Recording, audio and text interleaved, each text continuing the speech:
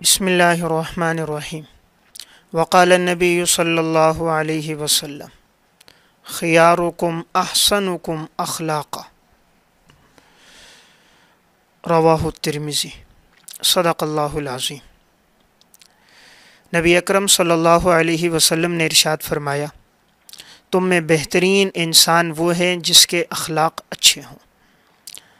تو گفتگو یہ چل رہی تھی کہ نگاہ نبوت میں بہترین انسان کون ہے۔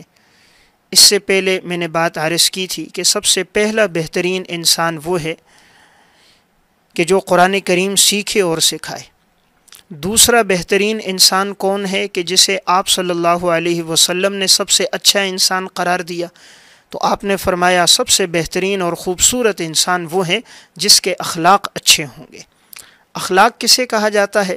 سل من قطعک واعف عمن ظلمک واحسن الی من اساء الیک، جو تم سے توڑے تم اس سے جوڑو، جو تمہارے ساتھ برا سلوک کرے تم اس کے ساتھ اچھا سلوک کرو، جو تمہارے ساتھ برائی کرے تم اس کے ساتھ اچھائی کرو۔ اس چیز کا نام اخلاق ہے۔ شریعت نے اخلاق پہ بہت زور دیا ہے۔ شریعت کی تعلیمات میں یہ ایک نہایت اہم تعلیم ہے۔ اسی لیے نبی اکرم صلی اللہ علیہ وسلم نے ارشاد فرمایا کہ دو چیزیں ایسی ہیں کہ جو انسان کو جنت میں لے کر جانے والی ہیں، اور دو چیزیں ایسی ہیں جو اکثر انسانوں کو جہنم میں لے کر جائیں گی۔ تو جنت میں لے جانے والی دو چیزیں ہیں، دو اعمال ہیں۔ نمبر 1 تقوی اللہ، اور نمبر 2 حسن الخلق۔ پہلی چیز ہے اللہ کا ڈر، اور دوسری چیز ہے اچھے اخلاق۔ اور دو چیزیں جہنم میں لے جانے والی ہیں کہ جن کا غلط استعمال ہوگا تو انسان جہنم میں جائے گا۔ نمبر 1 الفم، منہ کا غلط استعمال، زبان کا غلط استعمال اور حرام کھانا، اور نمبر 2 الفرج، شرمگاہ کا غلط استعمال۔ تو یہ سنن ترمذی کی روایت ہے۔ تو جو دو چیزیں انسان کو جنت میں لے کر جائیں گی تو ان میں ایک چیز ہے انسان کے عالی اخلاق۔ آپ صلی اللہ علیہ وسلم نے ارشاد فرمایا، ما من شیء اثقل فی میزان المؤمن یوم القیامۃ من حسن الخلق۔ سب سے وزنی عمل انسان کے نامہ اعمال میں جو قیامت کے دن ہوگا وہ انسان کے اچھے اخلاق ہوں گے۔ یہ سب سے وزنی عمل ہے۔ آپ صلی اللہ علیہ وسلم کے اخلاق سب سے عالی تھے۔ آپ نے جو دین پھیلایا اس میں بہت بڑا کردار آپ کے عالی اخلاق کا تھا۔ صحیح بخاری میں روایت ہے کہ ایک اعرابی مسجد میں آ کر پیشاب کر رہا ہے۔ صحابہ اکرام نے دیکھا تو فوراً اٹھ گئے۔ آپ صلی اللہ علیہ وسلم نے فرمایا دعوہ، چھوڑ دو اسے۔ اور جب وہ فارغ ہو گیا تو آپ نے بلایا اور بلا کر اسے سمجھایا کہ یہ مسجد ہے، عبادت کی جگہ ہے، بولو براز کی جگہ نہیں۔ اگر تمہیں حاجت ہو تو تم باہر چلے جایا کرو، مسجد میں ایسی حرکت نہ کرو۔ تو آپ صلی اللہ علیہ وسلم نے نہایت پیار کے ساتھ انہیں سمجھایا۔ جس وقت حضرات صحابہ اس کی طرف جا رہے تھے، صحابہ اکرام کے مزاج میں کچھ تیزی بھی تھی کہ انہیں مسجد کے آداب کا نہیں پتہ۔ اس موقع پر آپ صلی اللہ علیہ وسلم نے ایک جملہ ارشاد فرمایا تھا۔ آپ نے فرمایا فَإِنَّمَا بُعِثْتُم مُيَسِّرِينَ وَلَمْ تُبْعَثُوا مُعَسِّرِينَ۔ اللہ تعالیٰ نے تمہیں بھیجا ہے آسانیاں پیدا کرو، تمہیں اس لیے نہیں بھیجا کہ تم تنگیوں کو پیدا کر دو، سختیوں کو پیدا کر دو۔ تو آپ نے نہایت نرمی کے ساتھ سمجھایا تو اس اعرابی کو بات سمجھ آ گئی۔ یہ آپ کے عالی اخلاق تھے۔ صحیح مسلم کی روایت ہے، حضرت معاویہ بن حکم سلمی رضی اللہ تعالیٰ عنہ فرماتے ہیں کہ ایک دفعہ میں نماز پڑھ رہا تھا۔ اس صحابی کو معلوم نہیں تھا کہ مسجد میں اور نماز میں جو بات کرنا ہے یہ منع ہو گیا۔ ابتدا میں نماز میں گفتگو کی اجازت تھی، لیکن آہستہ آہستہ گفتگو کی ممانعت ہو گئی۔ تو انہیں معلوم نہیں تھا کہ گفتگو منع ہے۔ تو اب یہ نماز میں آئے تو ایک کو چھینک آ گئی، تو انہوں نے جواب میں یرحمک اللہ کہہ دیا۔ تو صحابہ میں بعض انہیں گھور کر دیکھنے لگے تاکہ یہ خاموش ہو جائیں اور نماز کے دوران کوئی بات نہ کریں۔ تو اب یہ مسلسل ان سے کہتے رہے کہ بھئی تم مجھے کیوں گھور کر دیکھ رہے ہو؟ تو اب ان میں سے ایک نے اپنی ران پہ ہاتھ مارا۔ ان کا مقصد تھا کہ یہ خاموش ہو جائیں۔ نماز ختم ہو گئی۔ معاویہ بن حکم سلمی کہتے ہیں آپ صلی اللہ علیہ وسلم کے پاس مجھے لے جایا گیا۔ آپ صلی اللہ علیہ وسلم کے بارے میں ایک جملہ انہوں نے ارشاد فرمایا ما رأیت معلما قبلہ ولا بعدہ احسن تعلیما منہ۔ میں نے آپ صلی اللہ علیہ وسلم سے بہترین معلم نہیں دیکھا، نہ آپ سے پہلے نہ آپ کے بعد۔ فواللہ ما قہرنی ولا ضربنی ولا شتمنی۔ اللہ کی قسم آپ صلی اللہ علیہ وسلم نے مجھے مارا نہیں، مجھے ڈانٹا نہیں، مجھے برا بھلا نہیں کہا، آپ صلی اللہ علیہ وسلم نے نہایت پیار سے سمجھایا کہ جو نماز ہے، نماز کے اندر گفتگو جائز نہیں ہے، نماز میں تسبیح ہے، قرات ہے، تلاوت ہے۔ اب جب انہیں معلوم ہو گیا کہ نماز کے اندر یہ جائز نہیں تو یہ سمجھ گئے، آئندہ انہوں نے کوئی گفتگو نہیں کی، لیکن حضور کے اس عالی اخلاق سے اتنے متاثر ہوئے کہ ایک جملہ ارشاد فرما دیا کہ میں نے آپ جیسا معلم نہ آپ سے پہلے دیکھا نہ آپ کے بعد دیکھا۔ تو یہ آپ صلی اللہ علیہ وسلم کے عالی اخلاق تھے۔ فتح مکہ کا موقع ہے، جب کوئی انسان فاتحانہ طور پہ داخل ہوتا ہے تو اس کی الگ حیثیت ہوتی ہے، لیکن آپ صلی اللہ علیہ وسلم جب فاتحانہ داخل ہوئے ہیں تو آپ نے سر جھکایا ہوا تھا، باوجود یہ کہ مکہ کے لوگوں نے آپ پہ بڑا ظلم و ستم کیا تھا، لیکن آپ نہایت ہی سر جھکا کر عاجزی اور تواضع کے ساتھ داخل ہوئے۔ یہاں تک کہ بعض کی زبانوں پر یہ جملہ تھا کہ بھئی آج کا جو دن ہے یوم الملحمہ، یہ تو جنگ کا دن ہے، لیکن آپ صلی اللہ علیہ وسلم نے فرمایا نہیں، یوم المرحمہ، آج کا جو دن ہے یہ تو رحم کا دن ہے۔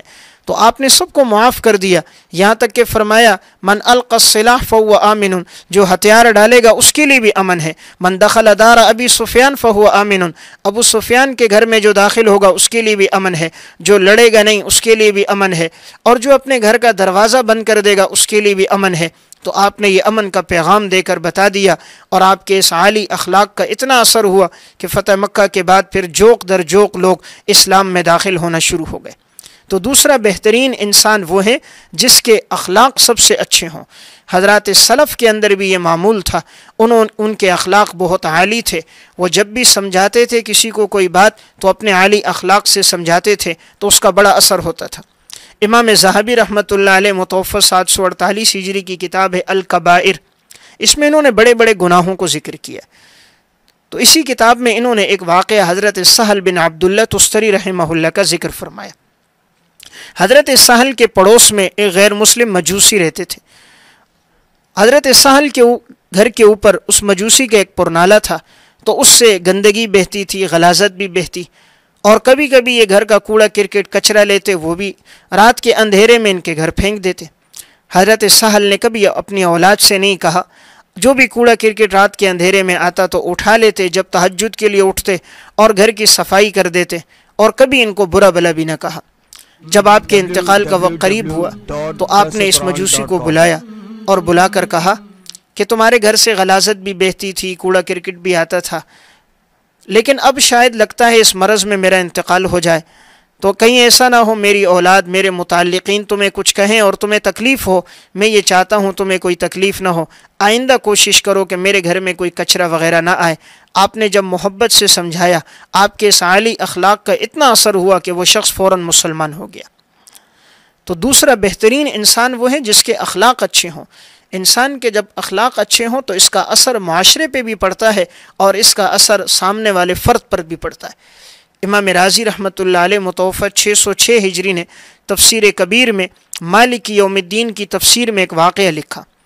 حضرت امام ابو حنیفہ رحمہ اللہ متوفی 150 ہجری گلی سے گزر رہے تھے، برسات کا موسم تھا، بارش لگی ہوئی تھی، تو گزرتے ہوئے راستے میں ایک مقام پر آپ کی جوتیوں سے تھوڑا سا ایک کیچڑ اٹھا اور ایک مجوسی کی دیوار پہ لگ گیا۔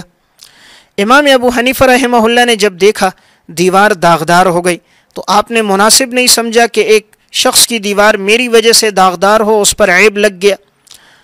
تو آپ جب اس کو کھرچنا چاہ رہے تھے تو زائد مٹی نیچے گر رہی تھی، کچی دیوار تھی، اور اگر چھوڑ دیتے تو وہ بدنما لگتا۔ آپ نے اس کے دروازے پہ دستک دی، اندر سے اس کی خادمہ باہر نکلی، امام ابو حنیفہ کو دیکھا تو پہچان لیا، فرمایا کیسے آنا ہوا؟ کہا گھر کے مالک کون ہیں؟ تو کہا وہ فلاں شخص ہیں، انہوں نے تعارف کرایا۔